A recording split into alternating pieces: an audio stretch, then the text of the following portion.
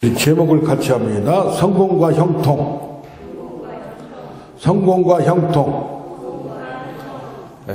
성공은 어떤 목적한 바를 성취하는 것을 이야기합니다.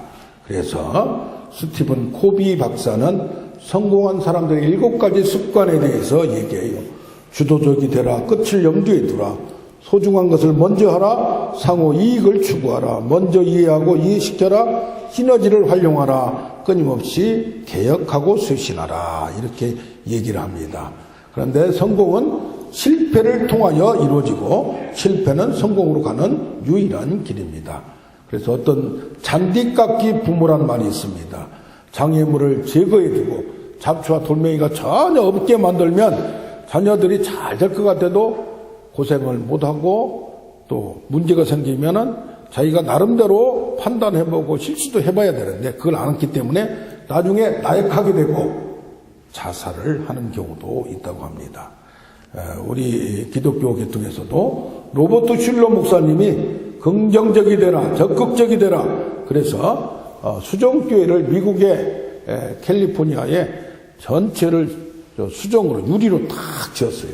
그래서 그 당시에 굉장히 비싸게 지었고 우리 외국에서나 미국에서도 교인들은 그걸 관광 명소가 돼서 그거를 들렸습니다. 그런데 그렇게 적극적이 되고 성공적이 되고 긍정적이 되어서 성공을 이룰 수 있다고 한국에 와서도 많은 설교를 하셨고 또 저도 젊었을 때 그 책을 보고 불끈불끈 막 흥분을 했어요. 그런데 이 교회가 몇 년 전에 부도가 나버렸어요. 그래서 하나님의 말씀이 빠진 인간적인 성공이 얼마나 허무한가를 보여주고 있었습니다. 첫째로 오늘 말씀 본문을 통하여 성공은 외형적인 결과를 치중하나 형통은 환경을 지배하고 누리하고 승리함을 알기를 원합니다. 여기 보면 성공은 업적 결과에 따라 평가합니다. 그러나 형통은 풍부에도 비천에도 사도 바울이 일체의 비결을 배웠듯이 이것을 어떤 어려운 과정에서도 돌파하고 이걸 이겨나가는 승리하고 그걸 누리고 그걸 다스리는 역사가 있습니다. 성공은 자기의 외형적인 결과가 없으면 실패로 갑니다. 그래서 성공했다가도 성공이 유지가 안 되면 완전히 실패가 되고 나락으로 떨어집니다. 자신의 업적과 결과가 나타나면 성공한 자로 평가하지 않습니다. 그러나 형통은 자기가 출세를 하지 않아도 크게 성공하지 않아도 자기 맡은 환경에서 여건에서 그걸 돌파하고 승리하면 그걸 다스리면 형통이라고 지칭합니다. 그래서 형통은 환경을 지배하고 누리는 상태를 얘기합니다. 성공한 자가 잘못하면 성공에 취해서 외형적인 취해서 교만하게 되고 갑질의 주인공이 됩니다. 하만과 같이 사울과 같이 자기가 주인되어 자만과 교만에 빠지고 다른 사람을 멸시하기가 쉽습니다. 그래서 뭐예요? 어느 방면이나 성공한 기업들 한두 개고 성공한 사람들이 많지가 않습니다. 그러다 보면 공부도 1, 2등은 정해져 있습니다. 그러면 다른 사람은 다 실패한 겁니까? 그렇지 않다는 얘기를 합니다. 형통은 겸손함과 섬김의 종이 되어 성공 안 해도 내가 형통할 수 있다. 형통하면 그것이 온전한 성공이라는 개념 정리가 되어야 될 줄로 믿습니다. 그래서 뭐요? 사도 바울은 내가 풍부에 처할 줄도 알고 비천에 처할 줄로 내가 모든 것을 내가 일치 비기를 배웠는데 내가 지금 궁핍하고 가난하기 때문에 너희에게 얘기한 게 아니라 내가 부자도 살아봤고 지금 어려운 게도 살아봤고 또 많은 것도 누리기도 했고 그렇지만 거기에 구애받지 않고 자유함을 누리고 해방을 누리고 그걸 통치하고 다스린다는 얘기입니다. 그래서 뭐라고 합니까? 내게 능력 주시는 자 안에서 모든 것을 할 수 있는 것이 형통이라는 개념 정리를 해준 겁니다. 할렐루야. 그래서 뭡니까? 구약에서 보면 우시야 왕이 어떤 경우 성공을 했어요. 너무 잘 됐어요. 왜? 역대하 26장 쭉 보면 우시야 왕이 스가랴 제사장이 사는 날 동안에는 하나님의 말씀과 계시와 묵시를 밝히 알았고 그걸 통하여 하나님의 계시에 따른 형통을 추구했어요. 그런데 그의 이름이 멀리 퍼지고 부흥되고 성장하고 이렇게 창대하게 되니까 강성하게 되는데 이거 뭐겠냐? 기이한 도움으로 하나님의 축복으로 형통이 되었다는 얘기입니다.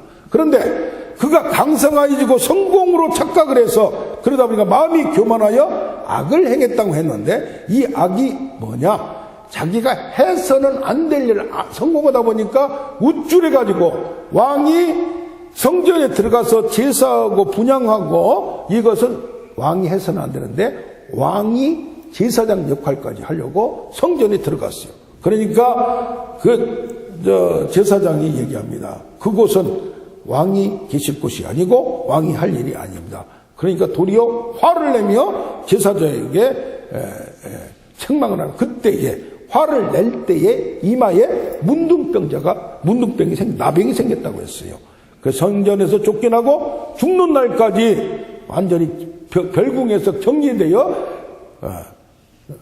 인정을 못 받고 나락길 빠지는 그런 결과를 보게 됩니다. 그래서 뭡니까? 형통은 하나님 말씀에 순종할 때 형통이 옴을 우리는 알아야 합니다. 시편 31편 7편 1, 2절에 오늘 교동문에 나온 그 본문을 보면 악을 행하는 자들 때문에 불평하고 불의를 행하는 자를 시기하지 말라. 왜냐하면 악을 행하고 완악하고 패역하는데도 형통하고 잘 되고 성공한 것이 보이니 그런 성공이지 형통이 아니라는 얘기입니다. 불과 같이 갑자기 배임을 당해서 쓰러지고 넘어지게 된다는 얘기입니다. 그래서 하나님의 원칙에 따라서 나아가야 그것이 끝까지 지탱하고 유지할 수 있다는 얘기입니다. 이랜드 그룹의 박성수 회장이 IMF 외환위기 때에 그룹이 회사가 부도날 뻔했어요. 그래서 뭣도 못 줘요. 월급도 못 주고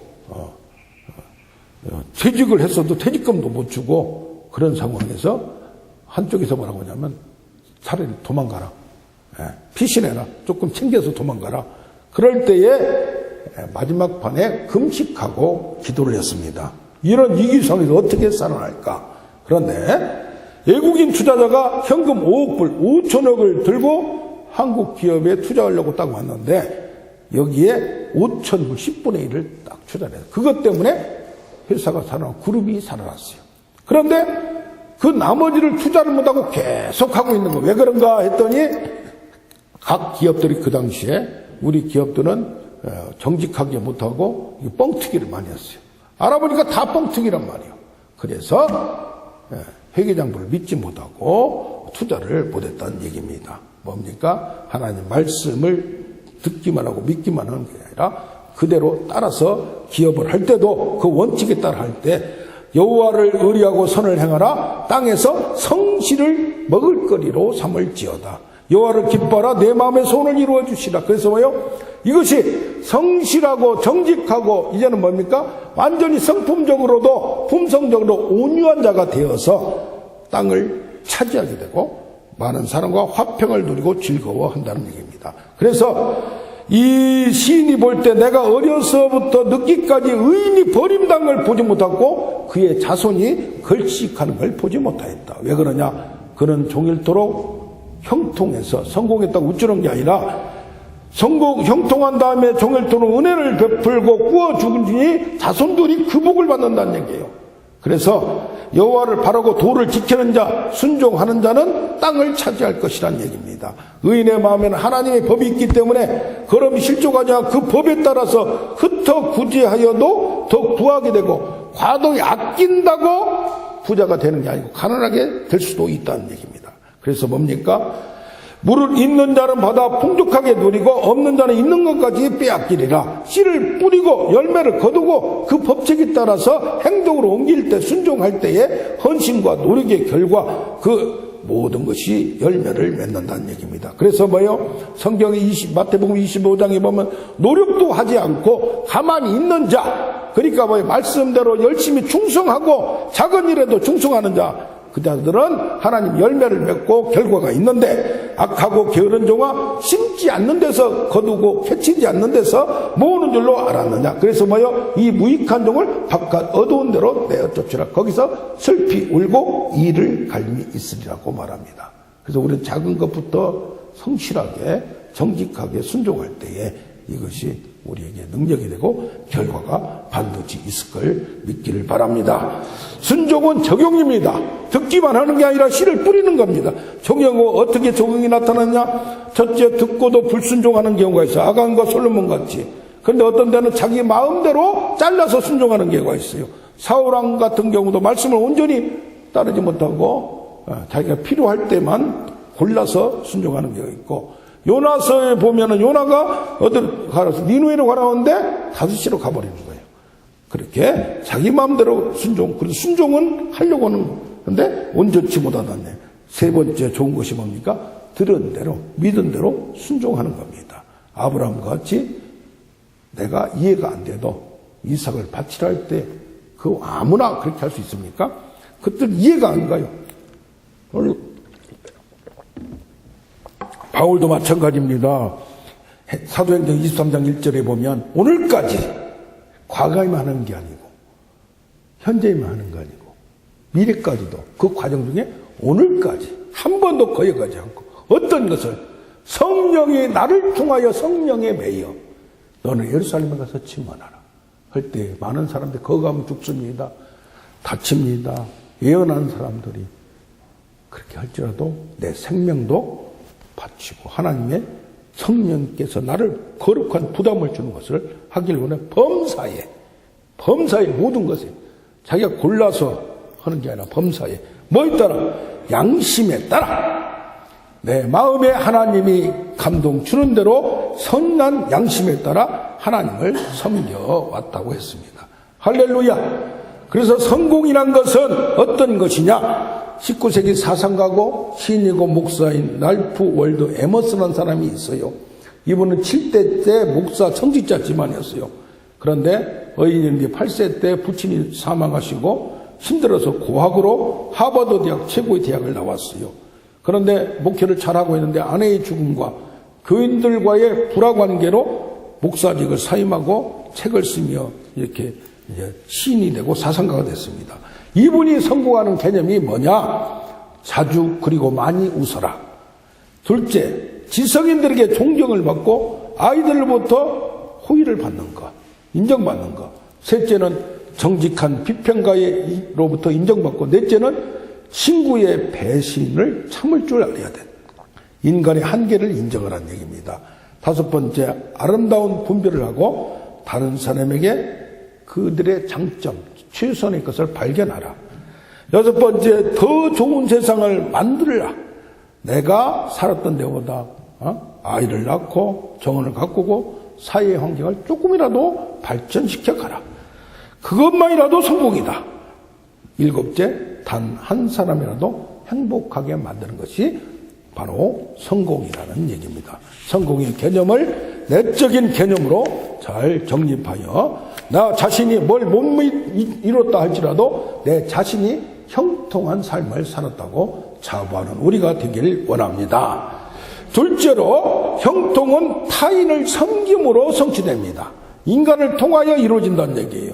왜 그러냐? 여기도 보면 요셉이 보디발을 섬김으로, 또 간수장을 섬김으로, 자기 윗사람을 섬김으로 인간과 인간으로 인정을 받고 그렇게 또 이끌어 갑니다. 여기 39장 4절에 보면 요셉이 주인에게 은혜를 입어 섬김에 그의 주인이 요셉과 함께 하심으로 형통한 자가 되고 범사에 형통하였더라. 할렐루야. 요셉에게 모든 것을 소유를 다 주관하게 하고 위임을 한 때부터, 그때부터 하나님이 요셉을 위하여 애굽 사람의 집에 복을 내리신 것과 같이 하나님이 그와 함께 하는 것을 그 주인이 알게끔 해주니까 서로 믿고, 야, 저 친구는 성실한 것뿐이 아니라 나에게 충성한 것뿐이 아니라 하는 일도 뭔가 신이 도와주는구나 하는 그것을 알게 한다는 겁니다. 그래서 여호와의 복이 그의 집과 밭에 있는 모든 소유에 미치는 놀라운 형통의 사건이 나타납니다.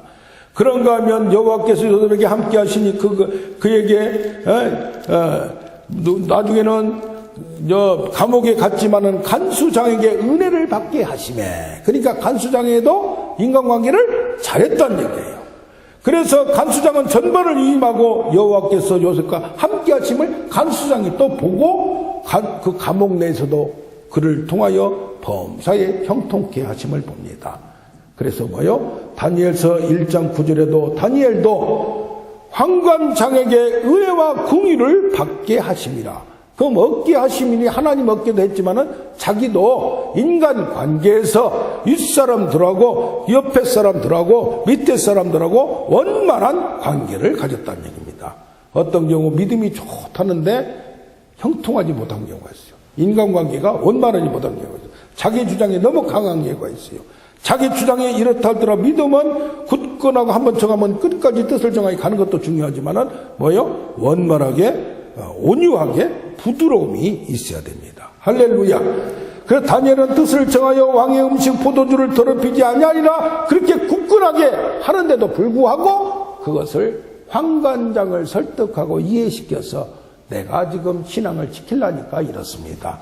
내가 왕을 반대하고 그 다음에 환관장 당신 어르신네를 내가 반대하는 것이 아니라 나의 신앙 때문에 이러한 것을 이해하여 주시옵소서. 할렐루야. 그래서 뭡니까? 예수 믿는 사람은 진짜 믿음이 깊이 들어가면 자기 생각과 다르더라도 순응을 줄 알아야 되고 자기 생각과 틀리더라도 포용을 줄 알아야 되고 나와 주관은 다르더라도 의견은 다르더라도 인정할 줄을 알아야 될 줄로 믿습니다.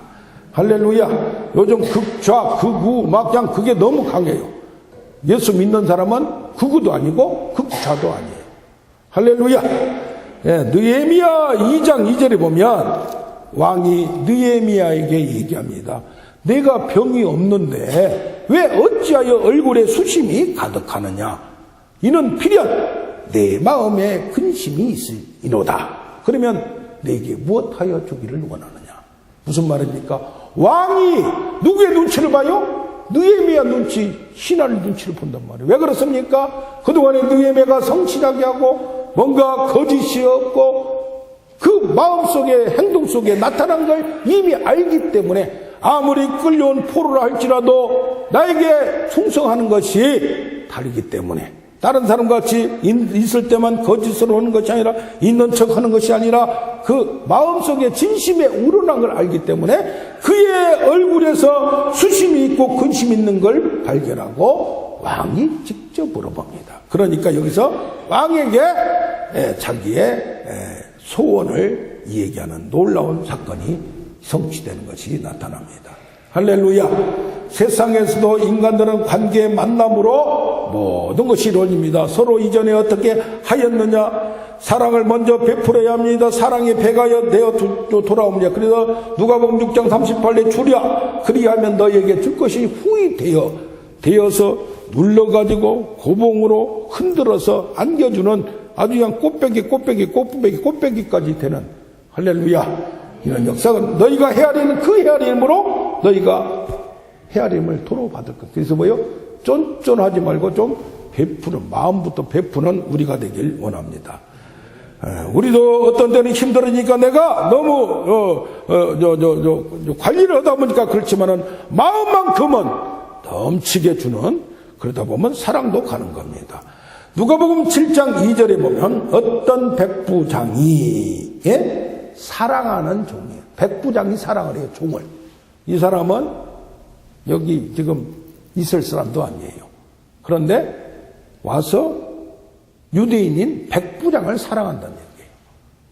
자기가 무시해도 될 만하고 죽여도 끄떡없는데 그가 병들어 죽게 되었더니 병들어 죽게 되면 죽은 것보다 끝나면 되고 송장 치워나면 끝나는데 예수의 소문을 듣고 내가 그 예수님하고 끈이한다니까 유대인 장로들을 통하여 예수께 보내어 오셔서 그 종을 기도하고 안수하여 주기를 청합니다. 간절히 청합니다. 근데 그 사람들이 와서 그렇습니다. 그는 우리 민족을 사랑하고 우리를 위하여 회당도 지어주고 그냥 하는 척이 아닙니다. 진짜입니다. 그러면 백부장이 근본적으로 사랑이 많아서입니까? 아니면 종이 사당받을 만큼의 행동이 있어서 그렇습니까? 제가 볼 때는 둘 다인 것 같습니다. 그래서 또 예수님이 직접 그 말을 듣고 감동하여 오신다고 하니까 벗들을 보내어 얘기합니다. 주여 여기까지 오시기를 수고하지 마옵소서. 내 집에 들어오심을 감당치 못하겠나이다. 그러니까 뭡니까? 그 권세가 있고 권위가 있는 걸 아는데, 말 한마디면 되는 걸 아는데, 종을 위하여 그렇게 수고하는 백부장의 그 마음을 봅니다. 내가 죽게 나아가는 것도 감당치 못하였고, 오직 말씀만 나옵소서. 어떻게 보면 얼굴도 보이지도 않고 싸가지가 없이 그렇게 생각할지 모르지만, 예수님같이 그런 분을 직접 내가 찾아가서 간청하기도 부끄러울 뿐입니다. 그러니까 예수께서 놀랍게 여겨서 이스라엘 중에 이만한 믿음을 만나보지 못했다고 얘기합니다. 할렐루야. 왜 그렇습니까? 나도 수하가 있고 내 위에도 상사가 있는데, 그 상사의 권위와 그것을 말로만 하는 것이 아니라 진심으로 섬기는 생각, 또 종까지 죽을 병에 걸리니까 자기가 수고해서 간청해서 그렇게 안 해도 되는 거 아닙니까? 그러한 사랑의 관계의 만남이 얼마나 아름다움을 봅니다. 그러니까 그 믿음만 보는 게 아니라 믿음이 나타나는 사랑을 보는 겁니다. 그래서 갈라디아서 5장 6절에 믿음이 사랑으로 변화되고 사랑으로 역사하는 믿음이 됩니다. 사랑으로 섬기는 자가 되어야 됩니다. 남에게 대접을 받고자 하는 대로 너희도 남을 대접하라. 너희가 만일 너희를 사랑하는 자만 사랑하면 칭찬받을 것이 무엇이냐? 그건 세상 사람들 주인들도 한다. 너희가 만일 선대하는 자만을 선대하면 칭찬받을 것이 무엇이냐? 세상 사람들도 한다. 그러나 오직 원수를 사랑하고 선대하며 아무것도 바라지 말고 그를 구워주고 그를 보살피라. 그럼 너희 상이 큰데 그렇게 할 때에, 내가 할 수 없는 것을 할 때에, 받아들일 때에, 사랑으로 품을 때에, 그가 지극히 높은 자의 아들 예수 그리스도와 같이 하나님은 은혜를 모르는 자에게, 악한 자에게도 인자하신 것 같이 우리도 마음을 넓히라는 얘기입니다. 주면 받고 인정해 주면 충성하고 그런 게 아니란 얘기입니다. 누구든지 내 이름으로 어린 하나님을 영접하면 나를 영접하며, 첫째가 되고자 하면 무사람이 끝이 되며 무사람을 섬기는 자가 되어야 하리라. 할렐루야. 이렇게 마음이 넓어지고 믿음이 이제는 사랑으로 나타날 때, 내 좌우편에 앉는 것은 누구를 위하여 준비되었더니 그들이 얻을 것이라. 실제로 말로만 하는 게 아니라 행동으로, 순종으로, 사랑으로 감당하는 자에게 돌아간다는 얘기입니다. 이방인의 집권자와 고관들은 주관과 권세를 부리는 줄로 알거니와 너에게 크고자 하는 자는 섬기는 자가 되어야 되며 으뜸이 되려면 모든 사람의 종이 되어야 하리라. 인자가 온 것은 섬김을 받으려 함이 아니요 도리어 섬기려 하고 자기 목숨을 많은 사람에게 대속물로 주려 함이라. 할렐루야. 그래서 우리의 작은 섬김 하나하나, 우리 교회도 부족하지만은 섬김 하나하나, 마음 씀씀이 하나하나를 통해서 더욱더 많은 사람을 품는 우리가 되길 원합니다. 그렇게 품으려면 어떻게 해야 돼요? 내가 먼저 마음이 넓어야 돼요. 인간은 똑같아요. 그러다 보니까 어떻게 돼요? 하나님의 은혜를 받아야 되고 하나님의 사랑을, 그 사랑을 전하는 은혜가 없이, 사랑이 없이 인간은 그렇게 할 수가 없습니다. 셋째로, 형통은 그러면 어떻게 해야 되느냐? 지혜를 통하여, 하나님의 지혜를 통하여 성취의 방법을 알게 됩니다. 어떤 사건을 통하여 형통의 통로를 만나게 됩니다. 지금 말한 대로 외형적인 성공을, 결과를 추구한 것이 아니라 형통 환경을, 어떤 환경에서도 누릴 수 있는, 비천에 처해서도, 풍부에 처해서도, 기쁨에 처해서도, 슬픔에 처해서도, 힘듦에 처해서도 그걸 누릴 수 있는 그 형통은 타인을 섬김으로 이루어지는데, 그 섬김으로 이루어지다 보면 형통의 방법이 그 사람을 통하여도 나타난다는 얘기입니다. 할렐루야. 그래서 어떤 사건이 나타나요? 어떤 사건이 나타나요? 하나님이 그렇게 성실하게, 그렇게 할 수 없음에도 하고 있는 요셉을 보고 어떤 사건을 만듭니다. 애굽왕의 두 관원장이 감옥에 들어오게 돼요. 40장 3절을 보면 그들을 친위 대장의 집안에 있는 옥에 가두니 곧 요셉이 갇힌 곳이라. 왜 다른 데 가도 되는데 여기 하고 요셉이가 꼭 여기 안 있고 다른 데 있었는데 요셉이가 있는 곳에 어떤 사람들을 꽉 얽으면서 보내게 된다 이 말이에요. 그러니까 관원장들을 만나게 하신 하나님을 알아야 돼요. 그런데 우리는 괜히 거들먹거린 거 들어왔네, 괜히 기분 나쁜 거 들어왔네, 그렇게 생각할 수 있습니다. 친위 대장이 요셉에게 그들을 수종들게 한대. 아니 친위 대장이 또 요셉에게 수종들게 만들어요. 그러니까 요셉이 그들을 뭐 했더라? 섬겼더라. 지금 내가 만나고 있는 사람을 통하여, 관계를 통하여 그 사람이 바로 뭐다? 축복의 통로임을 알아야 돼요. 배고픈 자, 작은 자, 힘든 자 베풀었더니 꿈에 나타나서 예수님이 뭐요? 나는 너무 고맙다. 그런데 힘들고 어려운 자를 같이 가까이 하고 싶은 자를 박대했더니 꿈이 나타나서 뭐요? 나는 너를 모른다. 그런 이야기가 있습니다. 할렐루야. 그들이 갇힌 지 여러 날이나 오랫동안 있었습니다. 두 사람이 하룻밤에 어떤 사건을 꿈을 꿉니다. 그런데 각기 내용이 다릅니다. 그래서 요셉이가 어쩌니까 잘 지내셨습니까? 근데 오늘 어찌하여 근심이 수심이 나이까? 내가 꿈을 꾸었으나 해석할 자가 없도다. 요셉이 그들에게 해석한 것 같이 똑같이 되었으니 그러면서 얘기합니다. 나를 그 자리에 가면 이 자리에서 빼줄 사람은 이제 친위대장 여기 감옥에 나를 넣는데 나는 죄가 없습니다. 바로에게 잘 좀 얘기 좀 해주십시오 라고 합니다. 그러나 그 관원장은, 술 맡은 관원장은 자기가 복귀되고 나서, 회복되고 나서 잊어버립니다. 그 종밖에 안 되고 끌려 포는데 누가 기억하겠어요. 그런데 또 어떤 사건을 만 2년 후에 바로 왕이 직접 꿈을 꿉니다. 꿈을 말하는 해석하는 자가 없다는 얘기야. 뭡니까? 해석을 믿으면 해석이에요. 어떤 사건이 지금 내게 있는 게 힘들다고 생각하지 말고 어렵다고 생각하지 말고 이 과정을 통하여 나를 어떻게 만들어 가는가를 아는 지혜가 있길 원합니다. 할렐루야. 조금 잘나면요, 조금 돈 있으면요 얼마나 거들먹거린데요. 뭐 된 것 같지요. 권력만 좀 면적만 해도요. 안 그래요? 완장이 그렇게 대단한 거요. 교회 내에서도 완장 너무 거들먹거릴 없었어요. 잘못되면 그것이 아주 지옥 가는 통로입니다. 그래서 겸손하게 섬길 수 있을 때 섬기고 자기가 할 수 있을 때 하는 거예요. 교회가 같은 사회 공동체 같이 휘적거리고 다닌 데가 아니에요. 어떻게 해야 돼요? 서로 겸손하게. 서로 어려운 사람들, 힘든 사람들을 보살피고 베푸는 우리가 되길 원합니다. 이 근방에 특히 어려운 사람들, 외로운 사람들 많아요. 그럼 내가 어려운 가운데 겪어봐야 그들이 힘들어 가요. 과거에 겪어봐도 지금 은혜가 떨어지면 내가 갑질하는 사람이 될 수도 있어요. 그래서 우리는 항상 은혜 가운데 유지하는 우리가 되기를 원합니다. 아멘. 세상의 모든 것을 해석할 줄 알아야 되고 또 믿음으로 해석하는 지혜가 있기를 원합니다.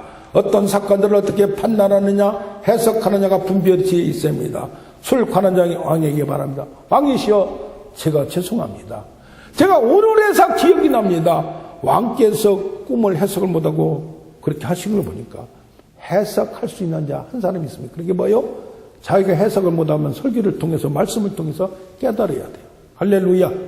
할렐루야. 믿음이 들어갈수록, 오래 살수록 자꾸 이게 은혜가 더 깊어져야 돼요. 그래서 오늘에야 하나님의 때가 오니까 깨닫게 되고 깨닫는 은혜가 있는 겁니다. 그러면서 나중에는 바로가 뭐라고 말합니까? 이와 같이 하나님의 영에 감동된 사람을 어찌 찾을 수 있으리요? 그러면서 갑자기 요셉을, 이 모든 것을 내게 보이셨으니 너와 같이 명철하고 지혜 있는 자가 없도다. 하나님의 영, 성령에 감동되고 은혜 속에 있다 보면 그 사람의 눈에는 다른 사람이 해석할 수 없는 영적인 해석도 있고 깊은 것에 해석, 깊은 곳에서 그물에서 고기를 건져내는 해안이 있는 겁니다. 명철과 지혜가 충만합니다. 하늘의 지혜가 있는 겁니다. 세상에는 잔기술과 큰 기술이 있어요. 씨름과 유도의 레슬링도 잔재주와 권투에 잽이 있지만은 한 번 그냥 때려서 그냥 쓰러뜨리는 한 방에 보내는 것도 있어요. 그냥 업어치기가 있고 그냥 들치기가 있고 잔기술이 강한 사람들이 있어요. 큰 기술은 못하면 겨우 해봐야 힘들게 이깁니다. 큰 기술이 센 사람은 한 방에 엎어서 그냥 뒤로 돌아차기 하던가 대단한 실력을 발휘합니다. 그런데 또 큰 기술만 있고 장기술이 없는 사람들이 있어요. 그건 한 방에 안 흘리면 점수로 이겨야 되는데 그걸 못합니다. 그래서 큰 기술도 있고 장기술도 있어야 돼요. 우리가 지혜는 일을 행하시는 여호와, 그것을 만들어 성취하시는 여호와. 할렐루야. 이게 짝짝 모든 것이 한 방에 하나님이 다 모든 걸 해주는 것이 아니라 내가 생각하고 내가 지혜를 얻고 하다 보면 하나님이 지혜를 줍니다. 그래서 내가 인간의 반응이 필요합니다. 반응이 필요하고 협력을 필요하고 결단할 때는 결단해야 되고 응답을 받았으며 감동이 됐으며 믿음이 왔으면 이걸 만들어 갈 줄을 알아야 돼요.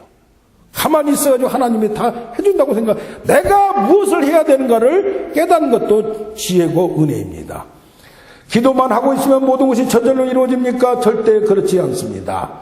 지략이 없으면 백성이 망하여도 지략이 많으면 평안을 누리고 생각 속에 비밀이 있습니다. 여호와의 영, 지혜와 총명의 영, 재능과 모략의 영이 있습니다. 그래서 내게 부르짖으라, 내가 내게 응답하겠고 내가 알지 못한 크고 은밀한 비밀을 알려주리라. 그래서 우리는 하나님의 지혜, 또 놀라운 지혜가 인간의 지혜도 필요합니다.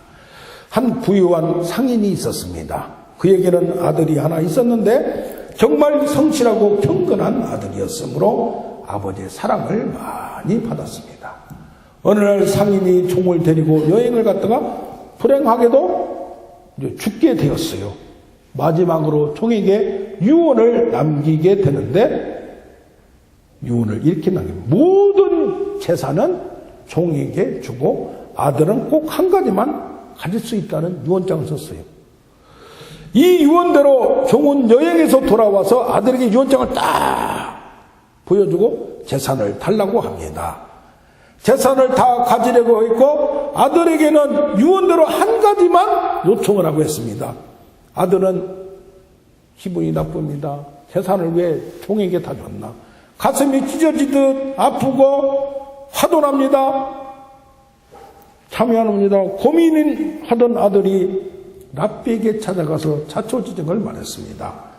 우리 아버지가 세상의 재산을 다 저 종에게 주어버렸는데 이게 무슨 일입니까? 그러자 이야기를 다 들은 랍비가 이런 말을 합니다. 당신의 아버지는 정말 사례가 깊은 사람입니다. 죽어가면서 만약에 종에게 재산을 아들에게 준다고 유언을 했더라면 종이 거짓말을 하거나 유언장을 찢어버리고 재산을 가로챌 수도 있겠지만 그렇게 하지 않은 것은 아버지의 지혜입니다. 재판관 앞에 가서 유언장대로 재산은 종이 다 갖게 하고 당신은 한 가지 종을 가지겠다고 말하십시오. 법적으로 종과 종의 재산은 주인의 것입니다. 아들은 아버지의 지혜와 사랑에 다시 감동했다는 얘기입니다. 할렐루야! 요셉과 같이 우리도 내 사정을 바로에게 좀 얘기해 주시옵소서. 자기를 구원할 자는 누구밖에 없다? 이제는 바로밖에 없다는, 내가 바로를 만날 수도 없고, 그러나 하나님은 이 사건을 누구를 통하여? 술관원장 중간 인간을 통하여 요셉을 이끌어 갑니다. 말씀을 정리하겠습니다. 성공은 외형적인 결과를 추종하고 그것이 유지되지 않으면 나락으로 떨어지게 됩니다. 그러나 형통은 내가 일체의 비기를 배웠노라, 환경을 지배하고 통치하고 다스리고 누리고 결국 영원한 승리가 있는 겁니다. 형통은 둘째로 형통은 타인을 섬김으로 성취됩니다. 그것도 작은 자, 힘든 자, 어려운 자, 내가 무시할 만한 자를 섬길 때에 정말 큰 은혜와 사랑이 전달되고 그 인간을 통하여 받게 될 수도 있고 하나님은 다른 사람을 통하여 역사하시고 형통의 축복을 누리게 합니다. 할렐루야. 세 번째로 형통은 하늘에서 뚝 떨어지는 게 아니고 하나님의 지혜로 통하여 성취하는 방법을 알게 하고 해석하게 하는 분별을 줍니다. 할렐루야. 우리 이 시간 찬양을 어디 갔